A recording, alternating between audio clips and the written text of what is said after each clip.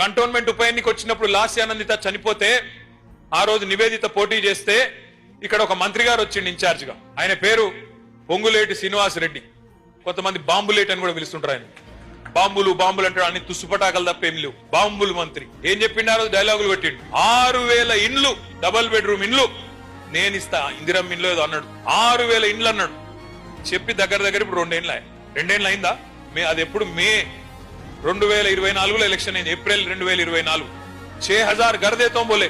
मैं आज सवाल कर रहा हूं. నేను ఇవాళ మంత్రి గారిని అడుగుతున్నా, 6000 ఇండ్లని డైలాగులు కొట్టినావు కదా కంటోన్మెంట్ లో, 2000 రూపాయలు నోట్లు ఇచ్చి గెలిచినావు కదా, ఇవాళ 6000 ఇండ్లు అన్నావు కదా మంత్రి గారు.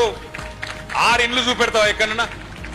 నీ ముఖానికి 6 ఇండ్లు, 6000 ఇడిచిపెట్టు. 2 ఏళ్ళు ఒడిచిపోయింది. 6 ఇండ్లు కట్టినావా ఎక్కడన్నా? 6 ఇండ్లు కూడా ఇడిచిపెట్టు. 6 ఇటుక పిల్లలు పెట్టినావా ఎక్కడన్నా? ఇజ్జత్ ఉందా కనీసం మాటలాడితే? ఇక ఈ సిపాయి అట మనకంటే ఎక్కువ డబుల్ బెడ్రూమ్ ఇల్లు కడతాడట, లేకపోతే పోటీ చేయడట. అరే దమ్ముంటే నేను అడుగుతున్నా రేవంత్ రెడ్డి, నువ్వు చెప్పిన 420 హామీలు అమలు చేస్తా, చెయ్యకపోతే పోటీ చెయ్య అని చెప్పి దమ్ముంటే చెప్పు, బయటకు వచ్చి చెప్పు. ఉన్నదా ధైర్యం?